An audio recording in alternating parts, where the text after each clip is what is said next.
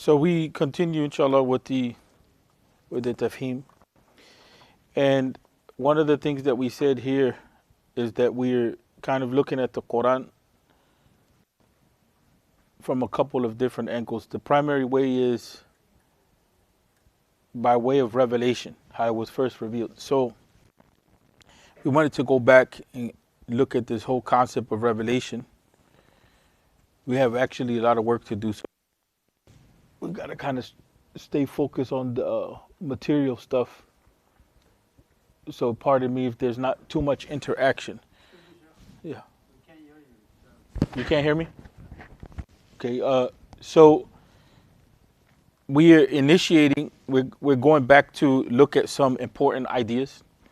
One of them is the concept of revelation. Another one is the concept of the Nabi, which is related to revelation. And we want to look at the sciences of the Quran. This is from the book Ulum al-Quran. It overlaps completely with what we're studying. And we're studying we're getting an introduction to the surah of the Quran. Surah, the plural surah, according to how it was revealed. So we're looking at the Quran according to how it was revealed. So each lesson then will be similar to the lessons that the Sahaba got in their time period. Versus going to the Mus'haf, you open up the Mus'haf, you begin with Surah Al-Fatiha, then Baqarah, like that. Here you're kind of seeing like what type of education was the Quran giving them and for what reason. So firstly, the word revelation or the word wahi, it has a number of different meanings in the Quran. Each of them has an underlying idea, right, of inspiration, directing, or guiding someone. So inspiration, directing, or guiding someone. And the way that you can determine the meaning is by the context. We don't want to get too complicated, so we'll keep it simple. So like for instance, in this first ayah, so we sent this inspiration to the mother of Musa. So here, the meaning is there's a guidance in the natural intuition, so to speak. We talked about this before. And then the second ayah, it relates to the issue of insects. That the insects, how is it that they get their knowledge? How is it that they know what they need to do? That's a form of wahi, is a form of revelation that they get.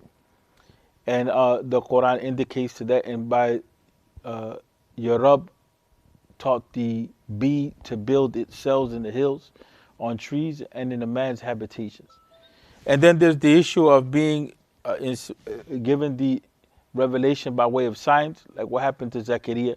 He came out to his people from his chamber, and he told them by signs, not by language, not by words, but by signs, to praise Allah Tabaraka wa Ta'ala in the morning and the evening. And then there's the guidance that we get from evil, right? That we're guided away from it. Likewise, did we make for every messenger an enemy, evil ones among men and jinn, inspiring each other with flowery discourse by way of deception. Right, and so the messengers are guided in protection, and the other people are guided in the evil that they do. Then here the guidance is not the right path, is the sense that they're being inspired to do that evil, right? And then there's that which comes from Allah Tabaraka wa Ta'ala. Remember thy Rabb inspired the angels with the message. So the idea there, the way that they did this book, it's a very good book, but this is not as smooth as I would like it to be. But it's still one of the better books that's in English. So it shows that the word revelation or wahi has a number of shades of meaning. And it shows that those shades of meaning, they give us different insights. They gave us different insights. And so, for instance, here you see that we talked about intuition before. Like, there's a knowledge that just comes to you, right? That's part of revelation. And here is teaching us that the creation itself is being guided by Allah Tabaraka wa Ta'ala. The life on earth, is being guided to its purpose and its end, even at the level of being instructed as to what to do. And then here, this brings us more into the realm of the prophecy, but we're seeing that in this case, that was being revealed as far as wahi is concerned, is how to communicate to the people, and in this case, is their signs. So wahi, it has some another meaning that it's to signify something with speed, to signify something with speed. And Mufti Taqi Uthmani, he has more. His book is in Urdu and English if you want to read it. Urdu, Ulum al-Quran in Urdu, and then Quranic Sciences in English. And he goes into a lot more depth here. But for our intents and purposes, this works. And so here, one of the things that is talked about is the means of revelation. By what way does revelation come to us, right? And so what do we mean by revelation when we talk about it in regards to the Quran? So here, the definition of what he is given, that is a guidance from Allah Ta'ala for the creation. And we're seeing two parts. We're seeing this part right here, like for instance, when it comes to the insects and the creation itself. And then we're seeing the part that's given to the prophets, the message that is given to the prophets. They received the word, and in this case, we're talking about the Quran from Allah Ta'ala through one of the means mentioned in this ayah. So it is not fitting for a man that Allah should speak to him except by inspiration or behind the veil or by sending a messenger. Right? Those are the three means by which the message is communicated in this case, at least in the context of this ayah. And then, the message is sent to the messenger to reveal with Allah's permission to us, to humanity, what Allah wills, for He is the Most High, the Most Wise. So here, the definition of wahi is inspiration, especially in the case of a dream. We're good? And speech that's hidden, like in the case of Musa, Allah speaking to Musa, and then words sent through a special messenger, right, as in the angel Jibreel. And that brings us to Surah Al-Alaq. In Surah Al-Alaq, imagine the Prophet never encountered any of this, and then now the angel Jibreel is coming and commanding him to read out of nowhere, right? And so the Quran is that revelation as a whole, and it came to the Prophet Muhammad sallallahu alaihi wasallam in different ways. The commands of the Quran, but primarily to the angel Jibreel. Like for instance, the command to Salah didn't come by way of Jibreel. It was given directly to the Prophet Muhammad sallallahu alaihi wasallam. That's something that's very interesting to look at. So the Quran was revealed gradually, right? And so you see in all of these ayats, وَأَوْحَيْنَا وَأَوْحَى فَأَوْحَى إِلَيْهِمْ. So that ties back into the issue of wahi. Right? That ties it. We don't want to get too stuck on that right now. And so, for instance, here, the Quran was revealed twice in it. One in its entirety, right, to the Lawh Mahfuz, and then from there to the Bayt al-Izzah. And then it was revealed in stages. This is the angle that we generally look at it from. We look at it from the angle that the Quran was revealed in Ramadan initially, and then it continued for a period of 23 years, right? But gradually speaking, bitadrij. And that had its own reasons for it. Allah Ta'ala had His wisdom in that. And part of what we learned is that, the Quran was revealed in stages or gradually.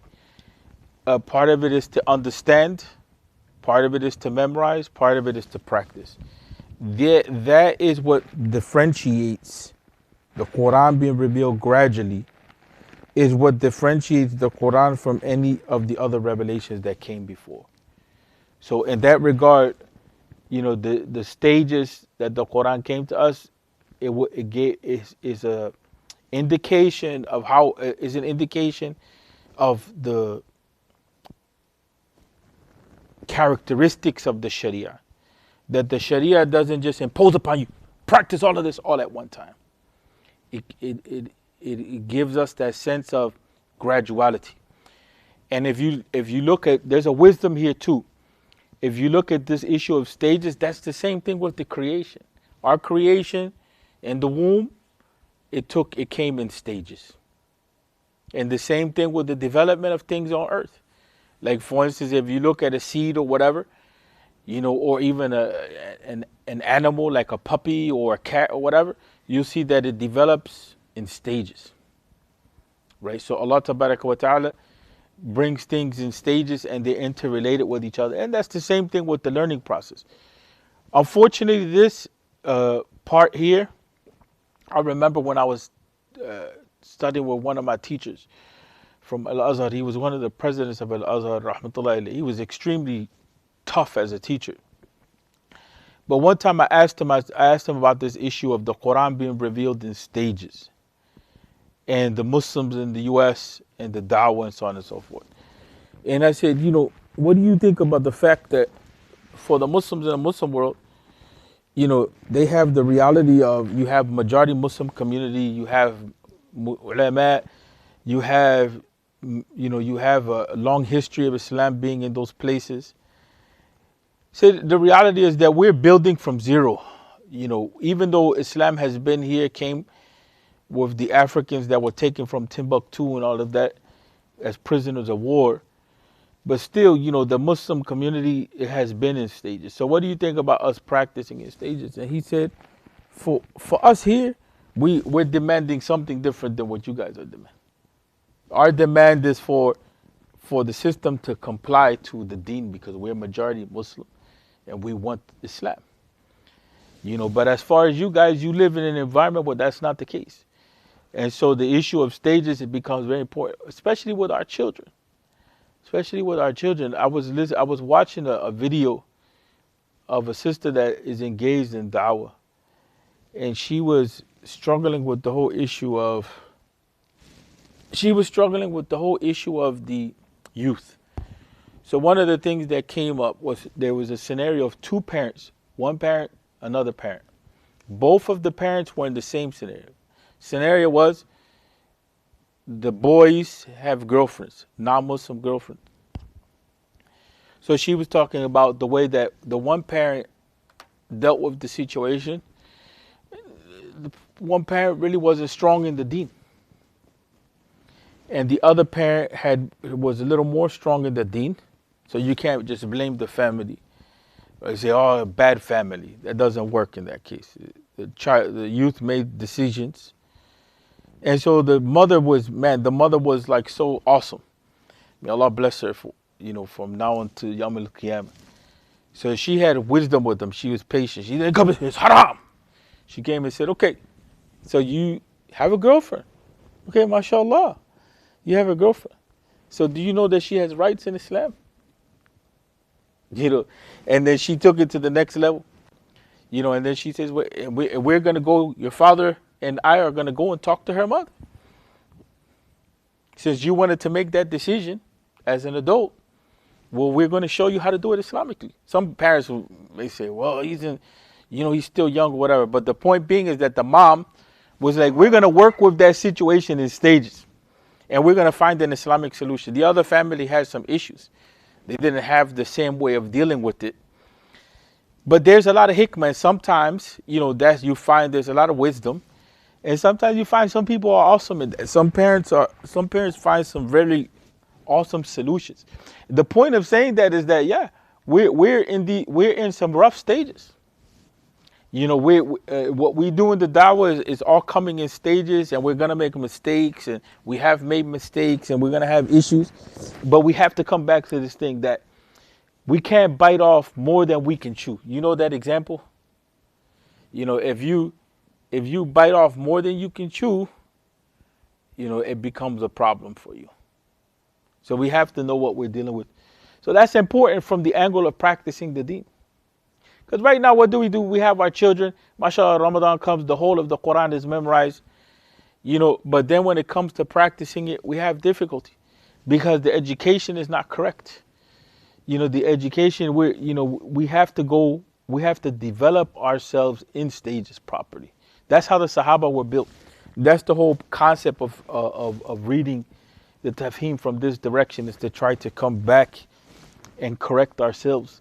So the beginning of revelation, it began in Laylatul Qadr.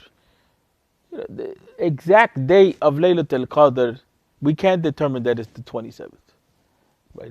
We can't determine it's the 27th. To be honest with you, we indicate that, and a lot of the evidences point in that direction. But you even have evidences which point that Laylatul Qadr could be at the beginning of Ramadan. And some of the ulama have even said that, the whole issue of designating a date for Laylatul Qadr, even though we have some evidences which indicate only, but nothing definite. The Muslims argued with each other, and consequent of that argument that they were having with each other was the losing of the knowledge of the exact date of Laylatul Qadr, to show you what differences of between the Muslims can amount to. But in any event, there's the custom of the Muslims, there's some support for that in the Sunnah, and then there's the reality that the evidences point that all of Ramadan should be, or especially the odd nights. That's something that's very clear. We should be looking for Laylatul Qadr from the beginning of Ramadan. That eliminates the bid'ah of the masjid is empty, and then people come one day, they celebrate. MashaAllah, they come one day. May Allah bless them for their efforts. But still, that's not the proper approach. It's like, we'll leave out everything else in the struggle of Ramadan, and then we'll come on this day because this is the most important day. It's like the concept of forget about any other effort. We'll just come for Jummah, or forget about anything else except Eid. That becomes an issue. We're not downing the people. May Allah reward them for what they do, but there's just a better way to practice deen. So this hadith, we covered it. We're just going to go in brief. This hadith is important because it summarizes what we just covered from the angle of what revelation is. The commencement of the revelation, or the inspiration here, saying to the Messenger of Allah sallallahu alaihi wasallam, was in the form of good dreams, which came like bright daylight. It always amazes me the role of Aisha. If Aisha radiallahu anha, if she was like, I'll be blunt with this, because some of the non-Muslims, they try to doubt. They try to accuse the Prophet Muhammad sallallahu alaihi wasallam of being like a child molester.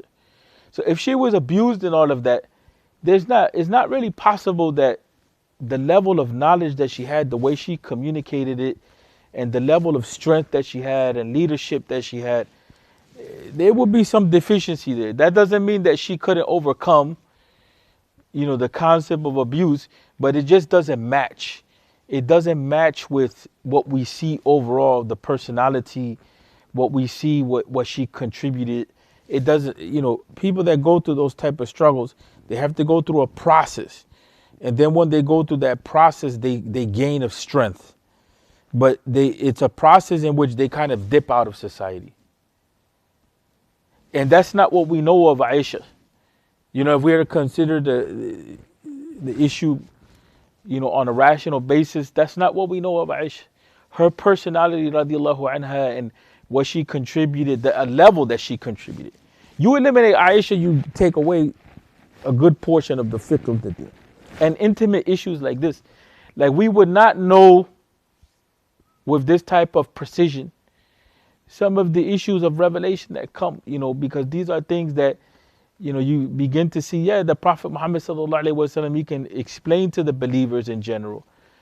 But, what's happening to the Prophet sallallahu alaihi wasallam, in the intimacy of the home, that's restricted to the Ummuhat al-Mu'mineen radiallahu anhunna. So the same thing comes back to the issue of Khadija, her role. And this is important because a lot of times we bring culture into the deen and we eliminate the role of women. We're neither to the crazy extremes that we see in some of the societies, and we're neither to the point, the extremes that we see are both, deficiency and, extringency. There's a deficiency to the point where women don't matter. And then there's the other side that women matter so much that they don't matter. In the sense that, women matter so much in this society sometimes that they don't matter, from the angle of they're still not getting paid equal salary. Women, still suffer sexual abuse.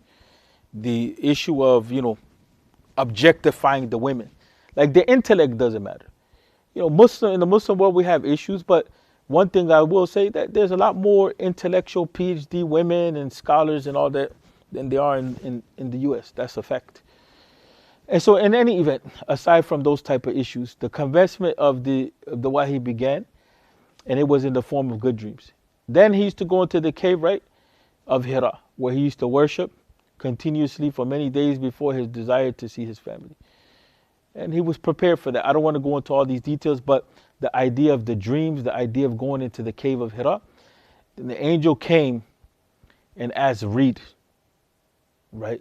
And so we see the whole issue of what was being said, that, you know, it came in the form of inspiration, you know, it came in the form of dreams, and it came in the form of speech. But for the Prophet Musa, alayhi salatu wasalam, you see that that's the reality. And that's a strong narration.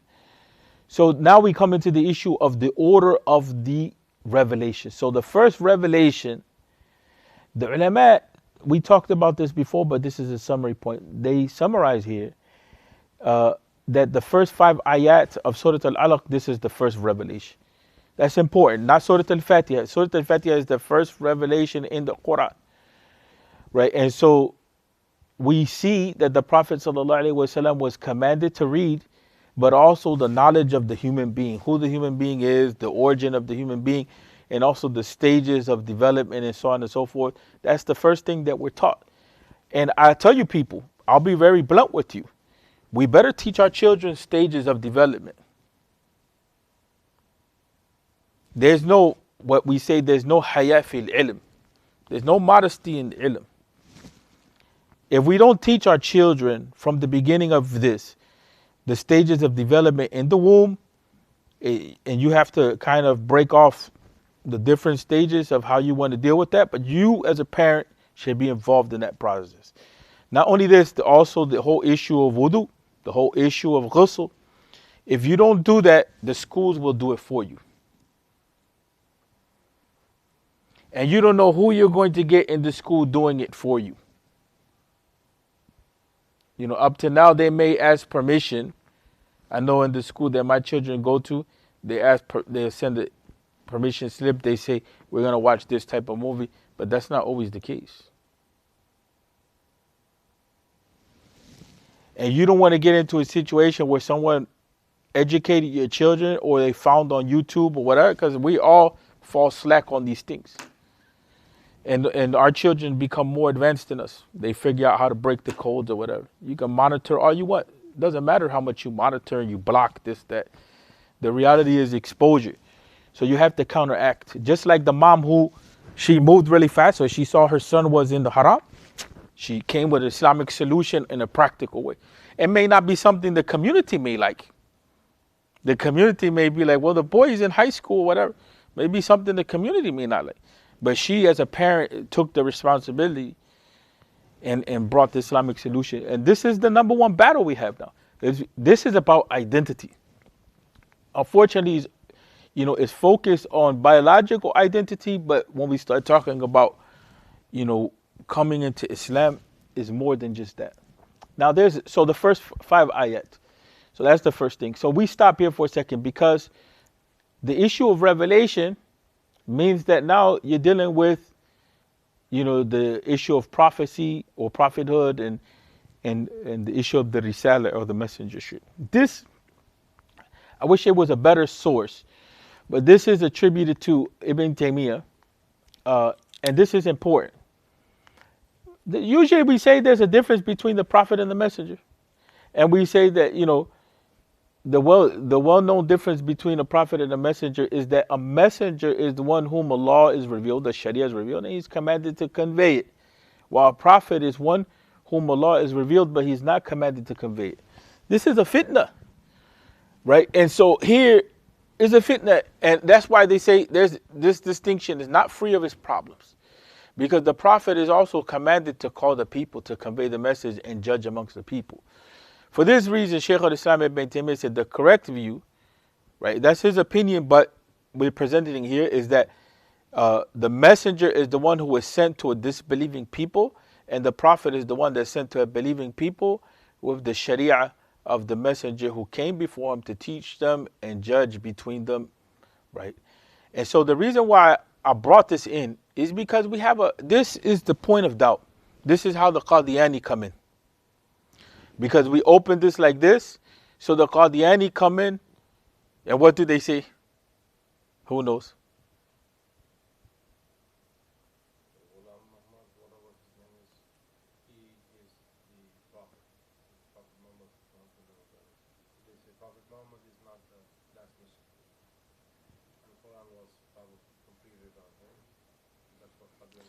Yeah, so they say when the seal of prophecy, they leave it a little open based on these types of definitions.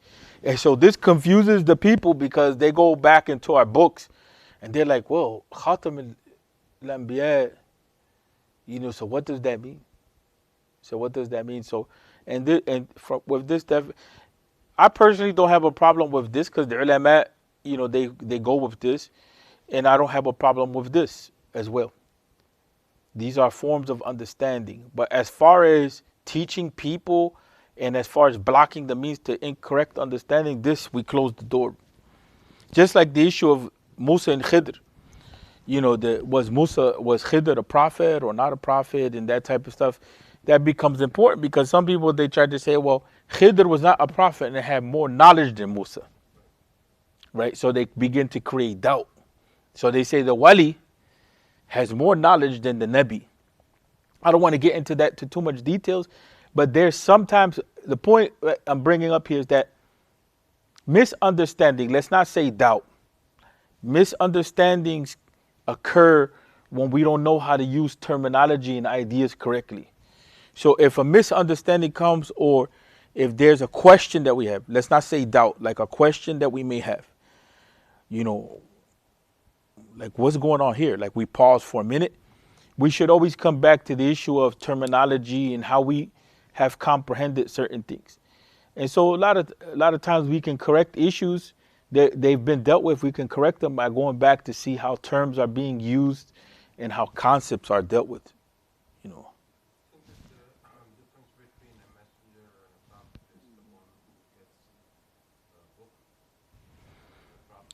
Yeah, he says is the one to whom the law is revealed and he's commanded to convey. Right? But the prophet is the one that is, whom Allah is revealed, but he's not commanded to convey it. That's one definition. And it's not 100% exact, but it's one definition that's there. Right? But the idea is that, the Sharia, the idea is that the Sharia of the previous prophet is what dominates. Like Isa alayhi salatu wasalam. No new Sharia came to Isa.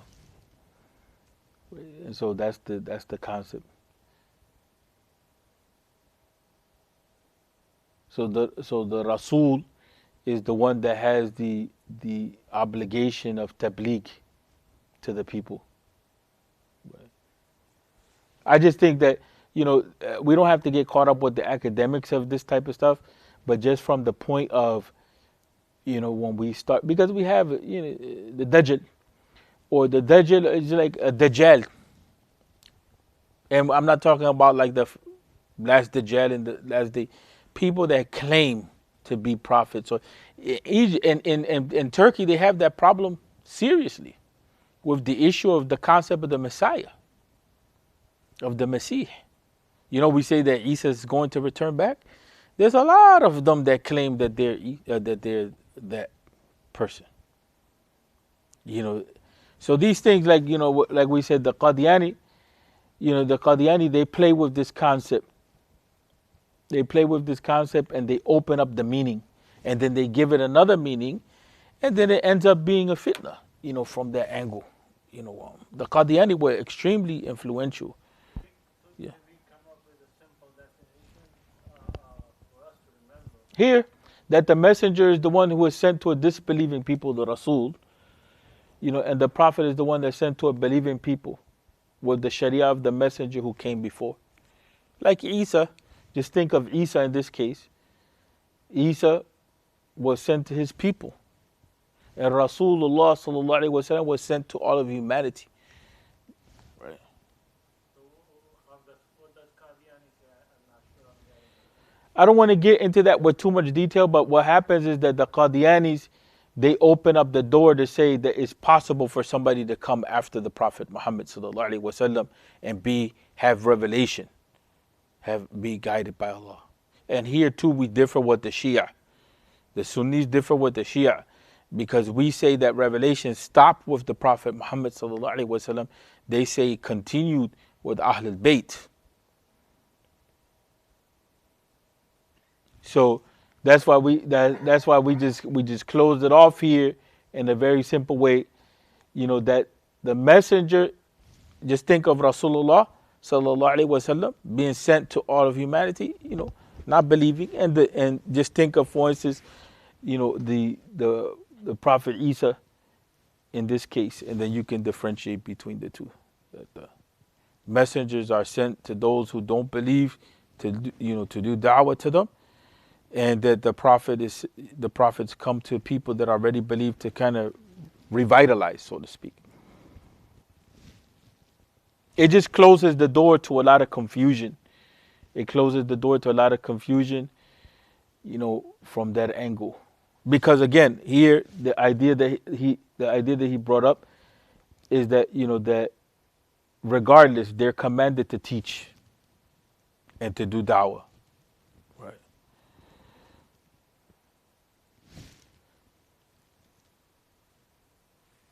So prophethood comes to an end, right? It doesn't mean the end of the messenger. So why did it not say that the last of the messengers, the end of the message does not mean the end of prophethood? You know. Hence the Prophet ﷺ said there will be no prophet after me. And he did not say there will be no messenger after me. That's where all that doubt comes in. Right. Thus we know that there is no messenger and no prophet after him. Right. He was the last of prophets and messengers, and that closes the door.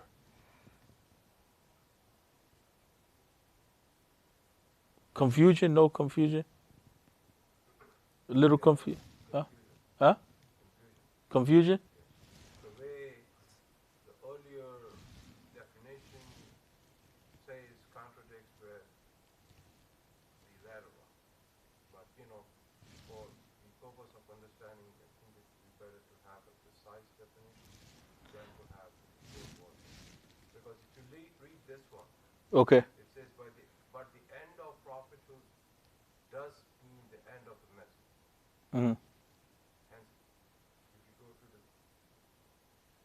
the No. end of the message does not. It says, and why it did not say the last of messengers, the end of the message does not mean the end of prophethood. Right? But he is the messenger of Allah and the last of the prophets. Right? So the idea here is that we know that he was the messenger and no prophet will come after me. He was the last prophet and messenger. All right. So are we saying that all messengers are prophets, but all prophets are not necessarily messengers? Right. So when it says that, you know, So they tried to make that before, how they tried to say that. How they made the distinction, what they say that one had Sharia, the other one didn't. Right? But here they say, okay, you know, here the issue of they're all commanded to convey. Right? So here, the well-known difference between a prophet and a messenger is that a messenger is one whom Sharia is revealed to. And he's commanded to convey it, to teach it to the people. On the other hand, right, a prophet is the one who a Sharia is revealed to, but he's not commanded to convey it. Right? And really, it's very confusing. Yeah. really the idea here, that's why we said Isa, the example of Isa. That the revelation that they have is what came before. Right? That's why I said that it needs a little bit of tahqiq. But for me, the most important thing is this one right here. Yeah, this one is. This is what I say. This is why I was saying that I wish it would have been a little better. But I think this is the most important, that the messenger goes to the disbelieving people and the prophet, deals with the believing people, and we leave it at that, you know. And then this final part is important as well. Thus we know there's no messenger, no prophet, you know, after him, sallallahu alaihi wasallam. He was the last of prophets and messengers. We can come back to it though, but we stay with this. This is with this one ayah, 44. Maida, yeah. That's the meaning they are interpreting. Verily, we did send down the Torah, which is a Sharia, right, to Musa. There was guidance by which the prophets who submitted themselves to Allah's will judged for the Jews. So the idea that the prophets judged and revelation came to them, and the revelation that came to them, had to do with the Sharia, right? Musa got a Sharia. And so the idea is that you have a prophet that revelation came to with the Sharia, and he's a judge. And so here the prophet is the one who was sent to a believing people, right? In this case, he's talking about Bani Israel with the Sharia, right? Of the messenger who came before him to teach them and judge them between them, right? And so he added here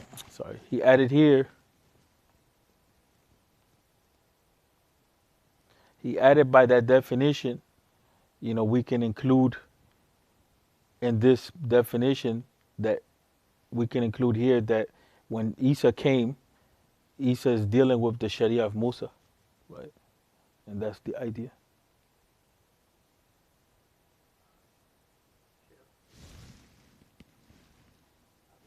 Going down was a little bit, see where you have highlighted that at the end of the prophethood does mean the end of the message. I mean, this is also reinforced by the last ayah that came, that I have completed the deen for you and I have chosen Islam. Mhm. That would mean that there is not going to be any message coming after the prophet. Yeah, if you look at that comes up, we have that coming up right now. If you look at So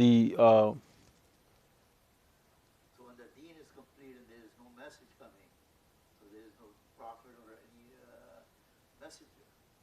yeah, there's no revelation in this case with the Prophet Muhammad sallallahu alaihi wasallam. All of this ceased. This whole process ceased, and that's what's missing in this definition. What's missing in this definition here is determining specifically how everything culminated in the Prophet Muhammad sallallahu alaihi wasallam. That's the struggle. The struggle is how do we block people from claiming to be prophets? By this definition. People may get mad at me, but when we go back to the issue of when we go back to the issue of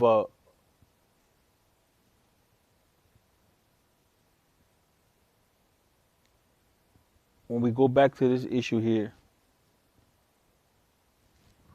people say all the time, Mashaykh, all the time. They say I had a dream. I saw the Prophet Muhammad sallallahu alaihi wasallam. In the dream, he gave me a dhikr. He told me to do this, do that. And sometimes this is where we block the means. We say, hold on a second. Dreams for as far as legislating in the deen, that stopped with the Prophet Muhammad sallallahu alaihi wasallam. But some of the Sufi mashaykh, they do that. They say, they say that I have a dream, and they make it seem like they're getting revelation. You can't really prove who a wali is and who a wali is not. No, they say that there's a revelation, or they say that this from prophets. What is that? I don't know. I had the same thing with you. I said, okay. Yeah. I saw Prophet in my dream, and that's what I Seeing the Prophet in the dream is not a problem, sallallahu alaihi wasallam. That's why seeing the Prophet in the dream is not an issue. The issue is when you bring in through the dream legislation. Because the Prophet Muhammad sallallahu alaihi wasallam gets legislation. Whatever he commands is legislation. So for instance, when you're saying, well, the Prophet told me to do this type of salah, or the Prophet told me to do this type of dhikr, or the Prophet told me, and again, I know this is extremely popular in the Muslim world. That's why I say people will get mad. But I get, in this case, this is one of the reasons why this was dealt with in Usul al-Fiqh. Dreams are not a means of legislation. In Usul al-Fiqh, we determine what is a source of knowledge in Islam. Dreams are not a source of knowledge for Islam. They may be inspired. Inspired in the case of, we saw a dream. It was a scenario. In the dream, somebody comes and saves our lives or whatever, and their message is given to us, and that message inspires hope. Complete life transforming message. That's possible on a spiritual level. Spiritual dimension is possible. We know that part of dreams come from Allah Ta'ala. But we have to differentiate between the dream of prophecy and the dream of encouragement. Somebody may be sick. You may give them ibuprofen or whatever. They're delusional. And they have a dream, and they all of a sudden they start seeing all kind of stuff in the dream. And it may have even religious connotations or whatever. But that's, huh? Well, not necessarily schizophrenic, but from the sickness, that's what we say. What we have in the text. It may be from the body. It could be from tiredness. It could be from whatever. But this is important because, it could be delusional. It could be delusional. So that's why I mentioned that it has a problem to it. We need to come back to it. But I wanted to leave it there for the sake of, I wanted to bring this here for the sake of the class. Are the messengers, right? You have a messenger, and then you have prophets/messengers. That's the thing. And the angels are looked at as messengers, but the Sahaba, but the Sahaba don't have they're not Rasul, not the Rasul of Allah. They're the Rasul of the Nabi. They're the messenger of the Prophet. Sallallahu Alaihi Wasallam. They're only conveying what the Prophet conveyed. But the Prophet is conveying what Allah. The divine law. Not only the divine laws, because the Quran is not only an issue of laws. The Quran also tells us about the nature of us as human beings, like Surah Al-Alaq. The Quran tells us about the nature of the universe. The Quran tells us about the unseen. And the Quran tells us about halal and haram. And the Quran tells us about the nations that came before, how they fared in the dunya with regard to the issue of iman and kufr. And what were the laws of success as far as relationship with Allah Tabaraka wa Ta'ala. I apologize for that, but I think that is a good exercise. I just want to understand examples, in terms of a regular messenger plus prophet as a messenger. Here we said the well-known difference between a prophet and a messenger is that a messenger is one to whom a sharia is revealed.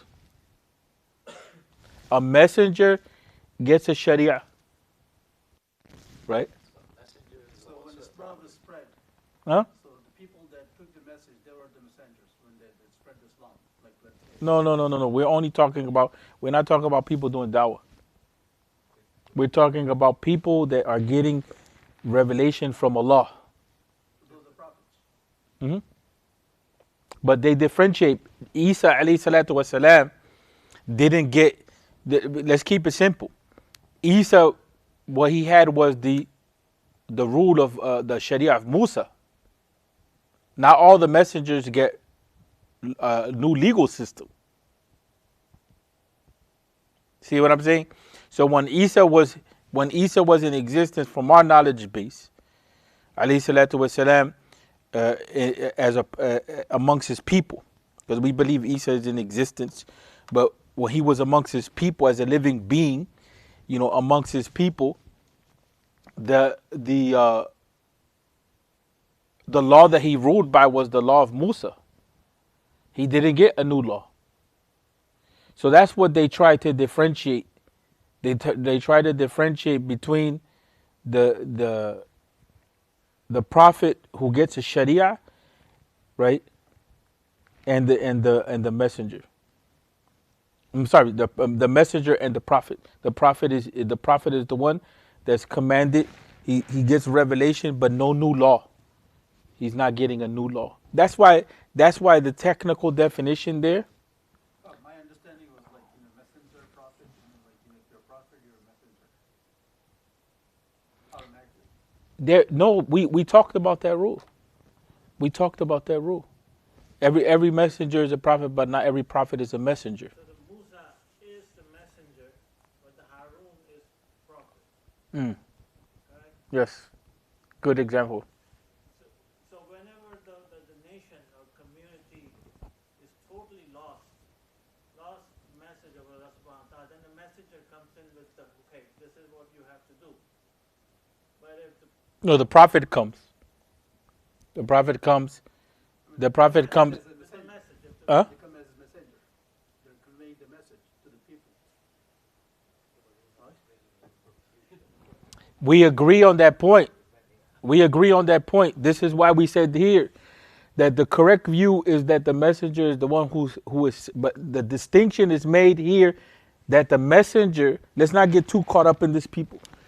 That the messenger here, how we distinguish between the messenger and the prophet, is that the messenger has to do da'wah to the people that don't believe. Right? Both of them have to do da'wah. But one is coming to his community. It's like Jamaat Tabligh. Jamaat Tabligh primarily focuses on the community of Muslims. Right? But Yusuf Estes, he claims he's going to go out, and some people that go to some places in Latin America or Africa where there's no Muslims in those places, and they do da'wah to the non-Muslims. You see the difference? Here, this brings in the difference from that angle, from the angle of da'wah and from the angle of sharia. It kind of minimizes a little bit. The only reason I brought this up is because of the issue of revelation. Revelation coming down and people playing with these concepts. The Qadianis, they play with those concepts. Not only them, but the Qadianis play with those concepts.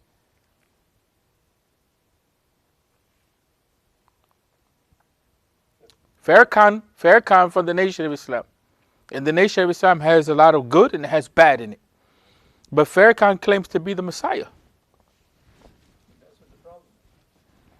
So you'll have, if we don't have these types of distinctions like this, we could play this philosophical game. Well, one gets a Sharia, the other one doesn't get a Sharia. And then in the meantime, all of us, we're confused about, well, how do we block from people saying that they're messengers and that they're getting inspiration and they're getting revelation? You get the point? That's the only point here that is relevant for us, I believe. So by that definition, Hud alayhi salam was a messenger. Because his people did not believe. But he didn't bring any Sharia. He was just Calling the people to Tawheed. That's the thing that you will see, and we probably can come back to this with more clarity. Yeah, but there's another issue here. I'm not going to get into this point here. But the deeper you go, I'm just going to raise it, and for those who want to do some research on it, we can talk about it. A lot of times we study things and we gloss over it. We don't think about it. And that's how it's taught. So even with the issue of prophethood, did Musa alayhi salatu wasalam murder somebody? Yes or no? Yes. Don't we say that the prophets don't commit any sins? But that was before It doesn't matter. The point is that the point being is that we have to be able to solve that issue. That's why I said I'm not going to go into that with a lot of depth. We have to be able to solve that issue because we're claiming infallibility. So for us, we may be okay with just accepting it without a lot of thought. That's okay. There's no problem with that at all. You understand what I'm saying? You don't have to go through these intellectual exercises to be a Muslim that's solid. Sometimes people that go through intellectual exercises, like there was some students of Imam Fakhruddin al-Razi. Imam Fakhruddin al-Razi is a major imam. He brings rational proof for the existence of Allah Tabaraka wa Ta'ala, massive tafsir. So one of the students, he walks by an older person. And I get the older person, I guess, was like, did he move out of the way or whatever for the sheikh? And so he says, do you know who that is? That's Imam Fakhruddin al-Razi. He has X amount of proof for the existence of Allah. And the older person is said to have said, my son, if he had X amount of proof for the existence of Allah, he had the same amount of doubt for the existence of Allah. And then he kept moving. In other words, sometimes simplicity and belief with clarity and proof, is rooted in the Quran, is okay. But because we in an environment of fitna, where there's a lot of different ideas, you know what I'm saying? And there's so many different concepts of that. It's not just different ideas, but so many different concepts that come in to challenge the status of religion, right? Then we have to play these mind games. We have to play these mind games to kind of, come out of some of the problems. You guys don't think this is a clear definition? I mean, examples. huh?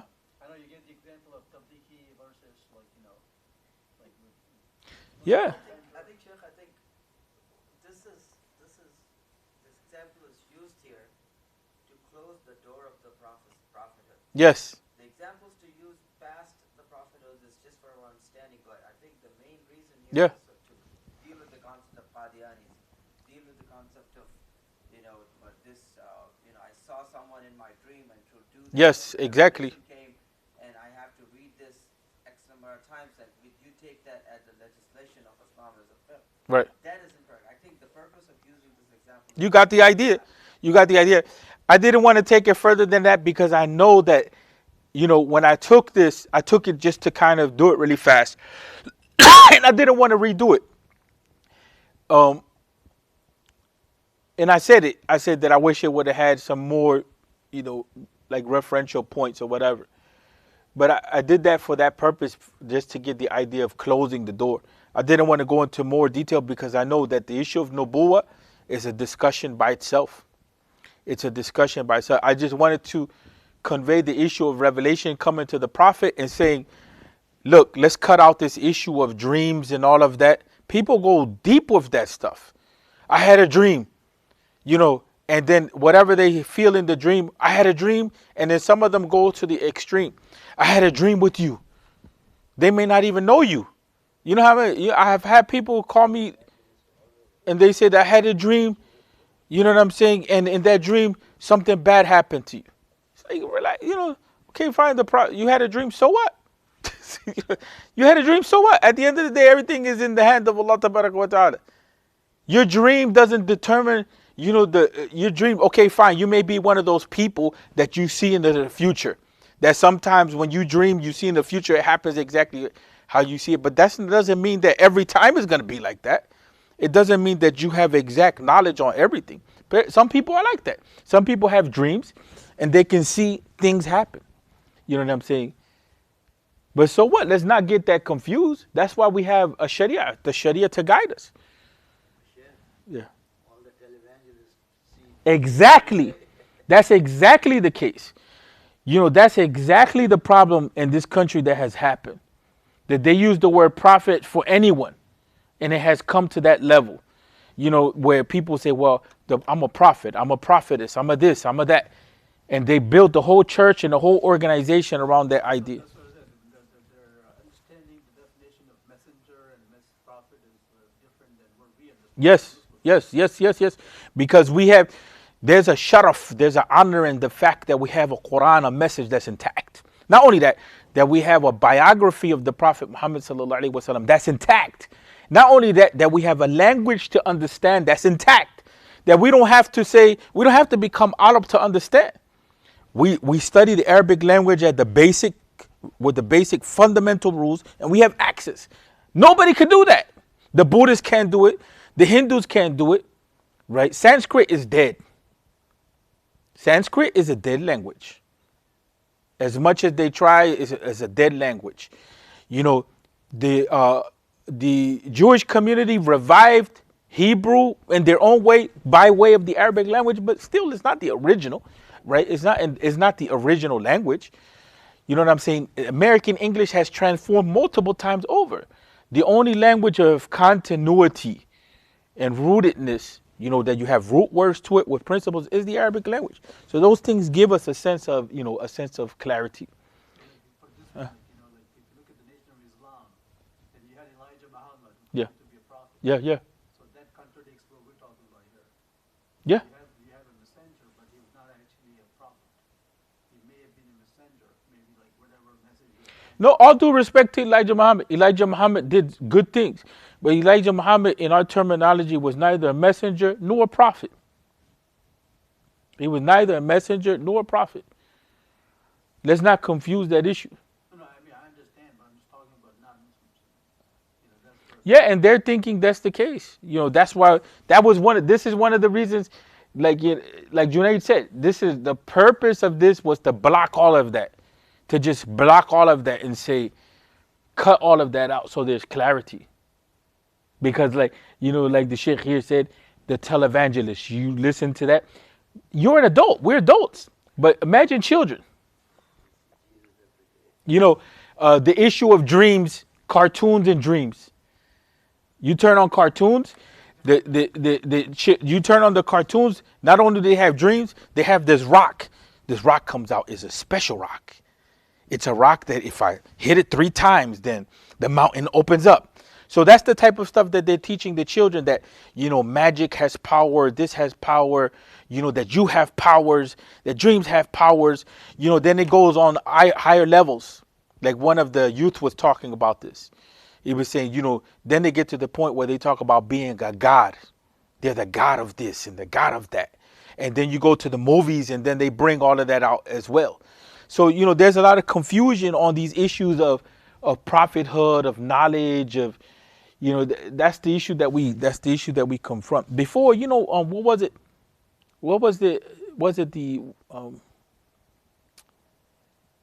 the year they were saying recently? I forget the year. They were saying it's going to be the end of the world. 2000. No, was it 2000? It was, huh? 2012. What, 2012? Yeah, 2012.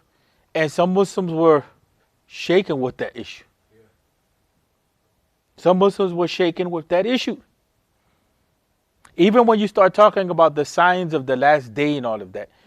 We have signs of the last day, but the knowledge of the last day with exactitude is not even known to the Prophet Muhammad sallallahu alaihi wasallam. So how can people come, again, they have to come back to this issue of prophecy somehow. 2000, we mentioned that before. You know, people claim that they had knowledge of the unseen by way of al-abjad. You know, the abjadiyya, where they do numerology. They take the number here and from the number there, and they came up with a date by counting numbers and letters. And so I told you guys that before.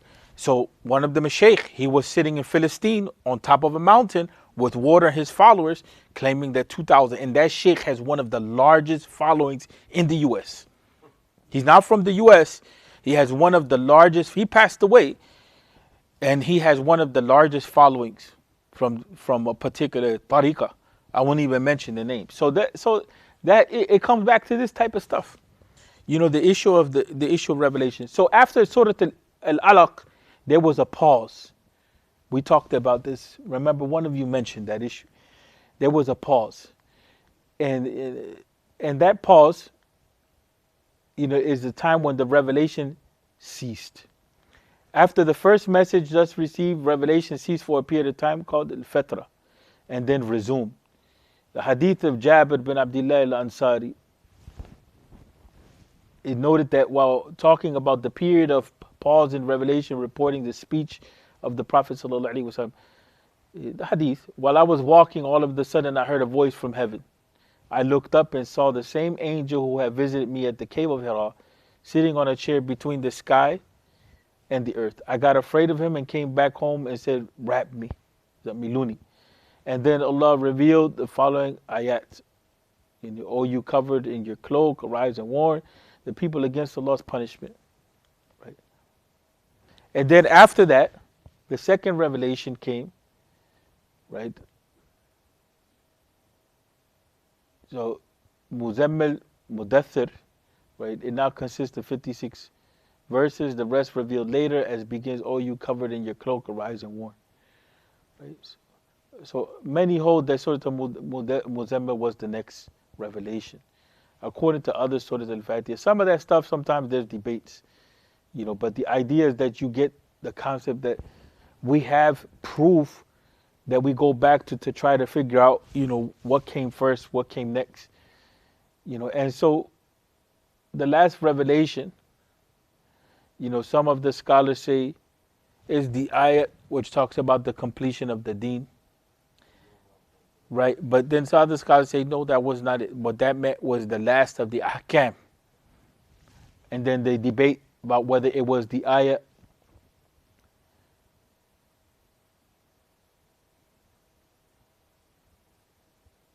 whether it was this ayah, اتقوا يوما ترجعون فيه إلى الله ثم توفى كل نفس ما كسبت وهم لا يظلمون.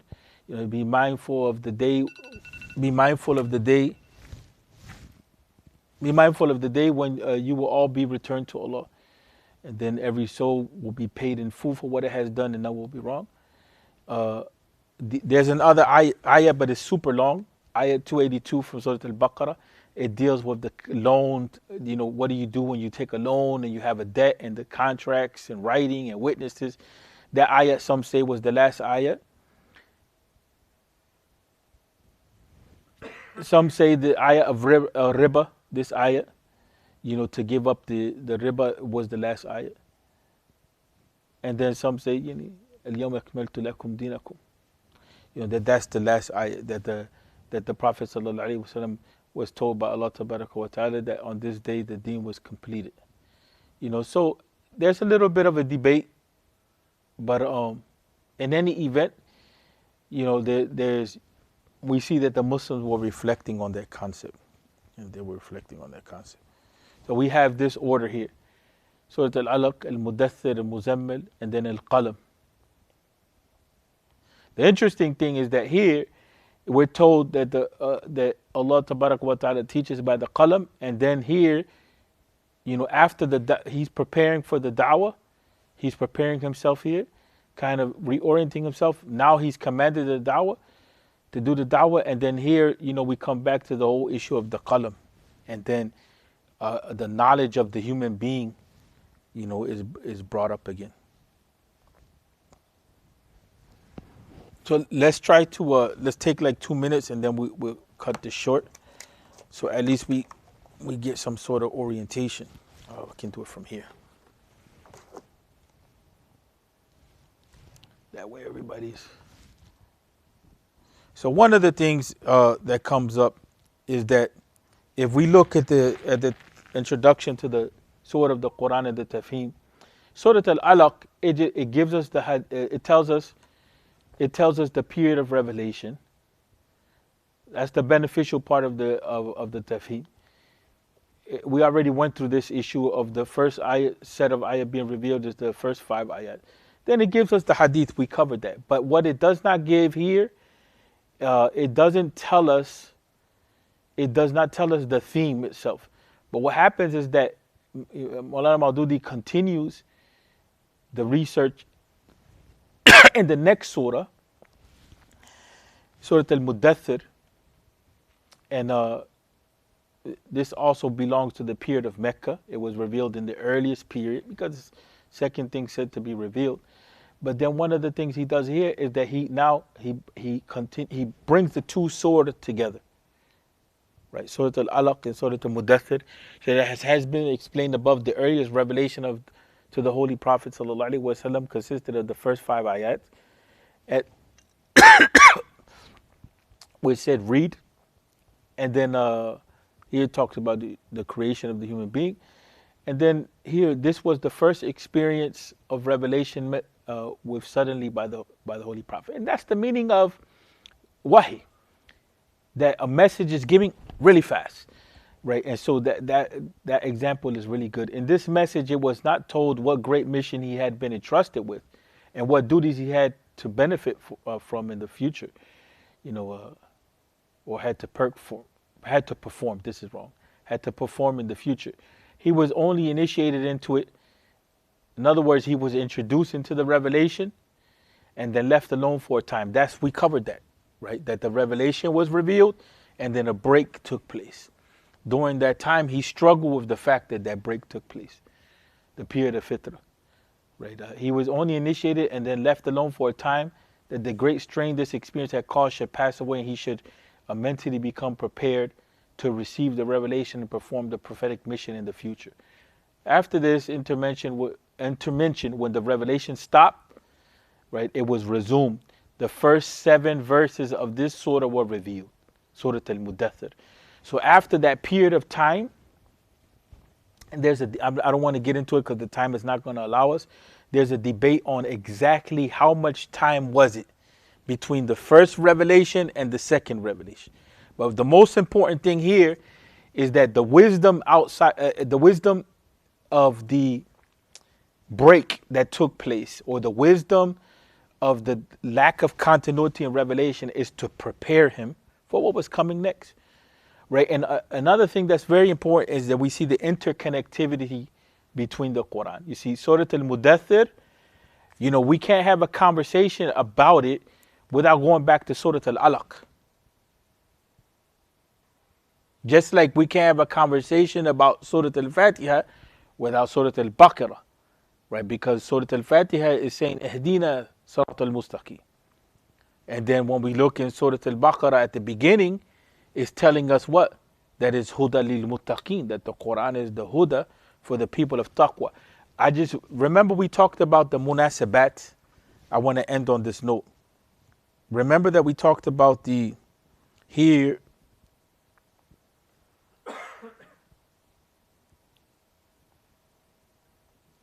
remember we talked about this here. We talked about the